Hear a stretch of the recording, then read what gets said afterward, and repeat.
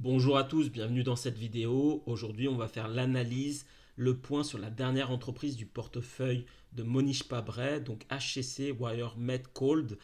Donc si vous ne l'avez pas encore fait, je vous invite à regarder les trois précédentes analyses que j'ai réalisées du portefeuille de Monish Pabray, l'entreprise AMR, ARCH et CEX, donc où j'ai fait notamment une analyse fondamentale technique pour comprendre également la psychologie d'investissement de Monish Pabray. Donc c'est un investisseur value. Donc moi, ma conviction, ma vision des choses, c'est que pour être soi-même excellent dans l'investissement, il faut s'inspirer de ceux qui sont considérés comme étant les meilleurs au monde. Typiquement, c'était la philosophie de Tony Parker qui disait que lorsqu'il était plus jeune, il avait vu, revu encore et encore, il a passé des heures à regarder les vidéos de son mentor Michael Jordan. Et donc du coup, ça va un peu dans cette même dynamique. Donc si vous aussi vous souhaitez devenir, en tout cas être un très bon investisseur, si ce n'est excellent, c'est de vous inspirer de ceux qui vous ont précédé, puisque eux vous tracent la voie. Donc là, on analyse le portefeuille de Monish Pabray. Monish Pabray qui est un investisseur value, au même titre que Benjamin Graham, Warren Buffett ou d'autres. Donc ne serait-ce que quand vous constatez notamment son portefeuille, vous voyez que c'est un portefeuille très concentré, à l'inverse de ce qu'on peut entendre notamment dans l'investissement plus traditionnel, qui est de dire il faut diversifier son portefeuille. Paradoxalement, les meilleurs investisseurs au monde font l'inverse. Ils ont des portefeuilles assez concentrés, entre 4 voire 10, 20 actions maximum. Et justement, ça leur permet potentiellement de performer parce qu'ils connaissent très bien leur entreprise. Donc on va voir un peu cette dernière entreprise. Donc si ce n'est pas encore fait, je vous invite à vous abonner à la chaîne, puisque dans cette chaîne, j'aborde différents investissements, que ce soit des investissements value au niveau des stocks, ou bien également des investissements en crypto-monnaie. Je pense qu'il est bon de prendre du meilleur de chaque monde, et donc j'en fais cette analyse-là. Notamment des portefeuilles, des meilleurs gestionnaires de portefeuilles comme Warren Buffett, Monish Pabray et d'autres, Howard Marks, etc. etc. Voilà, donc rentrons dans le vif du sujet sur HCC. Donc HCC, c'est quoi? Donc déjà, ça vous permet de voir déjà ici la dynamique de l'entreprise. On verra tout à l'heure que fait l'entreprise. Donc en gros, pour faire très simple, c'est une entreprise qui produit et qui exporte du charbon métallurgique. Donc on va voir un peu tout ça. Chose étonnante, si vous découvrez un peu ces vidéos-là, moi c'est quelque chose qui m'a assez surpris. Pour rien de vous cacher, quand j'ai découvert ça par rapport au portefeuille personnel de Monish Pabray. Donc ça, c'était la valeur de son portefeuille donc il y a 10 ans, en 2013-2014. Son portefeuille au plus haut est monté jusqu'à 552 millions. Malheureusement, il n'a fait que baisser. Donc là, ici, si on pouvait tracer une trendline, on verrait la tendance baissière. C'est juste ici que depuis Q2 2023, qu'on a breaké cette trendline baissière et potentiellement qu'on repart sur un nouveau flux positif. Mais moi, c'est quelque chose qui m'a assez surpris puisqu'on était monté jusqu'au max à 552 millions et au plus bas, on était descendu à 73 millions. Donc, il faut quand même avoir les reins solides, pouvoir se dire, ok, j'ai perdu quasiment 450 millions de dollars. Ça, j'avoue que j'ai un avis assez mitigé sur ce portefeuille, en sachant que, comme dit l'adage, avoir raison trop tôt, ça équivaut à avoir tort. Après, Monish Pabray est connu pour être un investisseur value qui suit des tendances macroéconomiques sur plusieurs décennies, mais avoir tort pendant 10 ans, bon, ça aurait été dommage, ça aurait été préféré peut-être potentiellement de garder tout cet argent-là et le placer ailleurs ou ici.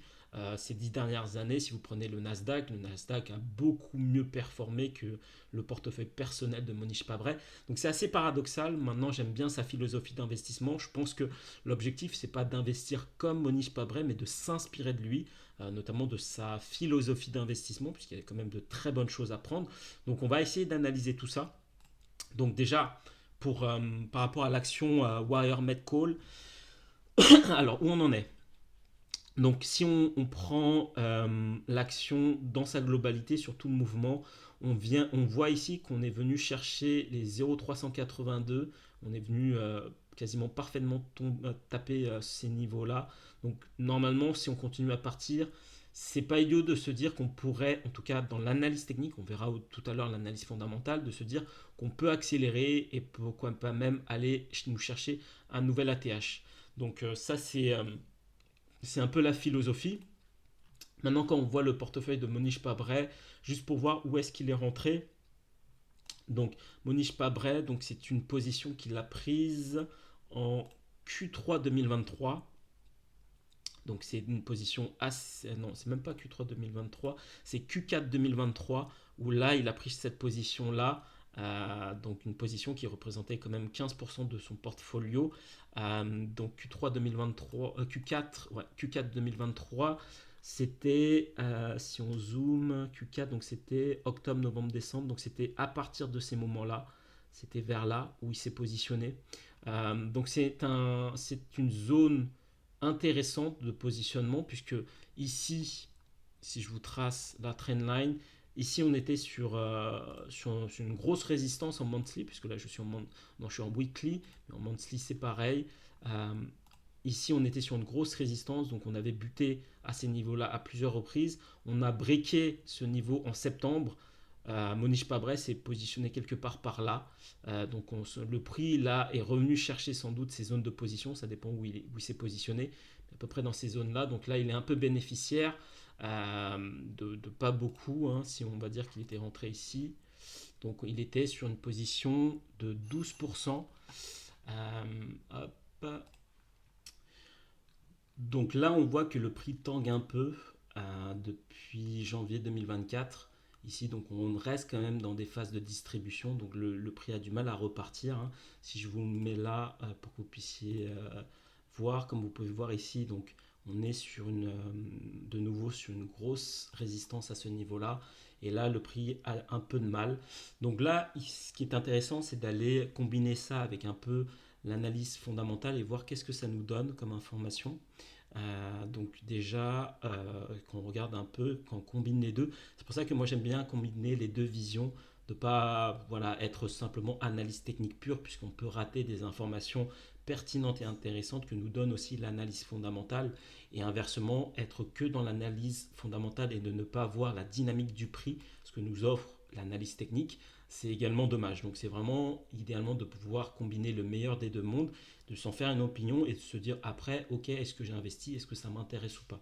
Donc quand on regarde maintenant un peu l'analyse fondamentale, donc par rapport à l'entreprise, chose un peu intéressante. Ce qu'on voit ici, donc des choses quand même qui sont assez sympas, c'est une entreprise qui a une efficacité de gestion donc qui est quand même assez bonne, hein, puisqu'on est sur un ROE, le rendement des capitaux propres de 19,75%. Donc ça, qu'est-ce que ça signifie? Ça signifie pour 1 dollar mis dans les capitaux propres qu'un investisseur peut mettre, ça permet de générer 0,19 centimes de dollar. Donc ce qui montre que les gérants, en tout cas la direction de l'entreprise, arrive bien à utiliser de manière efficiente les capitaux propres de l'entreprise. Idem pour les actifs, donc là ce qu'on appelle le ROA, le return on asset, et pour voir notamment qui est un peu différent du ROE, et là qui est un niveau qui nous permet de voir effectivement comment sont utilisés les actifs de l'entreprise, s'ils sont utilisés à bon escient ou pas. Donc là on voit qu'il y a un niveau d'efficience de rendement de plus de 10%, donc pour ce type d'activité très industriel, très tertiaire, on va dire que c'est plutôt pas mal. Donc l'entreprise qui génère plus d'1,59 milliard de dollars, 538 millions en EBITDA. Donc on voit ici une trésorerie relativement confortable avec un tiers du chiffre d'affaires en trésor actuellement et une dette totale, on va dire, de 10%, de 10% du CA. Donc on va dire plutôt correct globalement. Après, si on va dans le détail, si cette fois-ci on regarde par rapport au compte de résultats de l'entreprise, donc on voit que l'entreprise a connu une accélération notamment de 2020 à 2022. Donc c'est quand même ça a été quand même exceptionnel. Elle a fait plus de x2. Donc c'est sans doute dans cette période-là 2020-2022. C'est durant toute cette phase-là où on a eu cette accélération. Donc du coup, c'est ce qui explique notamment ce mouvement-là. Après, depuis 2022-2023, là, ce qu'on voit, c'est que le chiffre d'affaires tangue un peu. Donc là, si je me mets en trimestriel pour voir un peu qu'est-ce que ça nous donne, trimestriellement également, on voit que ça tangue un peu, en tout cas c'est cette dernière année. Euh, donc sans doute ce qui explique aussi ce mouvement de distribution qu'on a ici. Quand on va voir un peu les chiffres, quand on descend, pareil, hein, ici on voit par contre que c'était vraiment exceptionnel ce qui a été fait 2020 au niveau de l'EBITDA de 94 millions, on est passé à 929 millions en 2022, donc x10 en termes d'EBITDA, donc c'est quand même assez exceptionnel. Là, un peu moins, et donc pour l'instant c'est pas encore ça par rapport à ce qu'on a connu ici. Donc ça devait être le pic, hein, 31-12-2022, même pas. Même pas ici, on a sans doute budgétisé, donc ça a été la hype un peu, sans doute, par rapport à la vision macroéconomique qu'on en a actuellement, les inquiétudes mondiales, donc qui profitent notamment aux entreprises, on va dire, de matières premières de base, le charbon, l'acier, etc. etc. Euh, donc, donc voilà, donc du coup, ici, si on creuse un peu, si on va un peu plus loin au niveau du bilan de l'entreprise, est-ce qu'il y a des choses un peu significatives qu'on peut observer?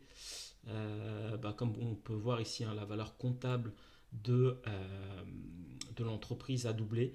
À noter que parfois, la capitalisation de l'entreprise, la valeur, on va dire, intrinsèque telle qu'elle est calculée, on va calculer la valeur de l'entreprise en fonction de la projection des bénéfices futurs. Mais du coup, ça reste quand même de l'hypothèse. Autant la valeur comptable tangible, c'est l'actif total moins les passifs totaux, qui fait que du coup, vous avez la valeur comptable tangible de l'entreprise. Et on voit qu'ici, quand même, ça a doublé en 2 ans. Donc ça, c'est plutôt sympa. Quand on descend un peu, on va voir un peu les flux de trésorerie. Donc là, oui, vraiment, en 2020-2022, il n'y a vraiment pas photo à ces niveaux-là. Après, quand on va voir un peu sur les flux de trésorerie de financement, qu'est-ce que ça nous donne ici? Donc ça, c'est le remboursement de la dette. Tac, tac, tac. Est-ce qu'il y a des éléments significatifs autres? Bon, là, on rembourse notamment la dette bancaire, hein, au fur et à mesure. Donc rien d'exceptionnel. Quand je vois un peu les émissions d'actions, les actions en émission sont assez stables. Euh, donc ça, c'est plutôt un bon point. On va maintenant sur le site Guru Focus pour voir un peu l'entreprise, comment elle est évaluée. Donc là, ici, vous avez un petit résumé de ce que fait l'entreprise, hein. Comme je vous disais, c'est une entreprise qui produit et qui exporte du charbon métallurgique. Euh, donc ici, quand on regarde ici un peu ce que nous... Donc Monish Pabret, lui, il est rentré quelque part par là, donc il correspondait vraiment par rapport au site Gros Focus à la valeur, on va dire, intrinsèque de l'entreprise. C'est la fair value, si vous voulez. Le problème, c'est que si vous voulez faire, et ça, j'ai bien apprécié cette vision de Ward Marks, hein, qui est considéré comme l'un des meilleurs investisseurs au monde, et qui dit que le secret d'investissement, hein, mais dans tout type d'investissement, c'est pas forcément d'acheter des bonnes actions. Le secret, la différence, c'est d'acheter des bonnes actions à bon prix. Quand vous achetez la fair value, vous achetez une bonne entreprise si vous l'avez bien étudiée, mais c'est la fair value, c'est le juste prix auquel vous payez l'entreprise. Mais ça, quelque part, en tant qu'investisseur, ça nous intéresse un peu moins. Idéalement, c'est d'aller chercher des valeurs qui sont un peu comme lorsqu'on était ici, on était quand même à un niveau à moins 30% de la fair value, et c'est là où vous faites des affaires, c'est là où ça commence à être intéressant, et c'est pas du tout ici quand ça surchauffe en termes de valorisation. Donc là, on est dans des phases quand même, et on le voit, hein, le prix tangue. On est dans des phases de distribution. Pourquoi? Parce qu'on est parfaitement venu à ces niveaux-là, parce on est déjà plus 30% au-dessus de la valeur intrinsèque de la fair value de l'entreprise. Euh, Après, quand on regarde le reste, ça nous redit à peu près la même chose, hein. C'est une entreprise qui est bien gérée, qui a une solidité financière. Donc là, on ne fait que répéter ce qu'on a vu précédemment. Mais ces éléments-là nous montrent que potentiellement, ça serait pas idiot qu'on vienne peut-être chercher plus bas. Si je me remets maintenant, cette fois-ci, au niveau de l'analyse technique, comme on peut voir ici, on est même, et si vous vous arrêtez simplement à l'analyse technique, tracer la SMA 200 est intéressante puisque généralement quand vous êtes en dessous de la SMA 200, comme je vous disais tout à l'heure, ou que vous êtes proche de la SMA 200 et qui correspondait là pour le coup ici au moins 30% qu'on avait, que je vous remontre ici, au moins 30%, donc cette zone-là ici, c'est là où c'était intéressant à acheter et typiquement au niveau même de la, du, de la SMA 200, on nous disait déjà que ça pouvait être intéressant de l'acheter là. Et là, quand même, on s'éloigne assez drastiquement de la SMA 200. Moi, personnellement, c'est pas une action qui va m'intéresser. Je vais être totalement honnête avec vous. Mais j'aime bien l'étudier puisque ça me permet de comprendre un peu la philosophie de ceux qui sont considérés comme étant les meilleurs au monde. Et pourquoi? Pour pouvoir apprendre d'eux et pouvoir inspirer aussi mon style d'investissement. Mais là, il y a pas mal de critères qu'on a vu tout à l'heure. En termes de CA, bon, bah, ça commence à tanguer un peu. En termes d'EBITDA, ça tangue aussi. L'analyse technique nous dit qu'on est dans des phases de distribution. Au niveau de Guru Focus, ce que ça nous montre, bon, bah, c'est que pareil, on est sur des zones où ça chauffe, où on est au-dessus de plus de 30% de la fair value. Donc tout ça me fait dire que personnellement, ce n'est pas forcément des zones idéales pour investir. Donc si pour vous, par contre, vous seriez intéressé pour investir, à mon sens, aller chercher les 0,618, ça me paraît beaucoup, sauf catastrophe. Mais au moins, moi, si je devais me reposer des questions, ça serait plutôt qu'on vienne rechercher cette zone-là, qu'on vienne retester cette big résistance qu'on a cassée. Pourquoi? Parce que sans doute qu'elle nous servirait de support. Donc si on a quelque chose, par exemple, qui se dessine quelque chose comme ça, là, pourquoi pas, hein, pourquoi pas regarder l'entreprise à ce niveau-là.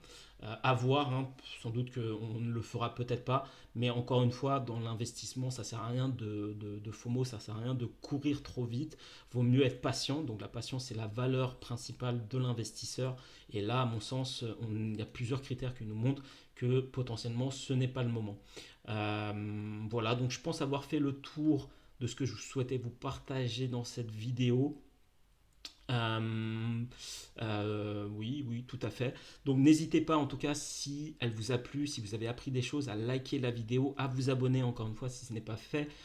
Donc vous aurez des mises à jour régulières sur les nouvelles positions que prennent les meilleurs gestionnaires de portefeuille au monde et également des analyses détaillées au niveau des crypto-monnaies également, des crypto-monnaies intéressantes à étudier. Je vous remercie beaucoup en tout cas d'avoir regardé cette vidéo jusque là et je vous dis à très bientôt les amis. Au revoir.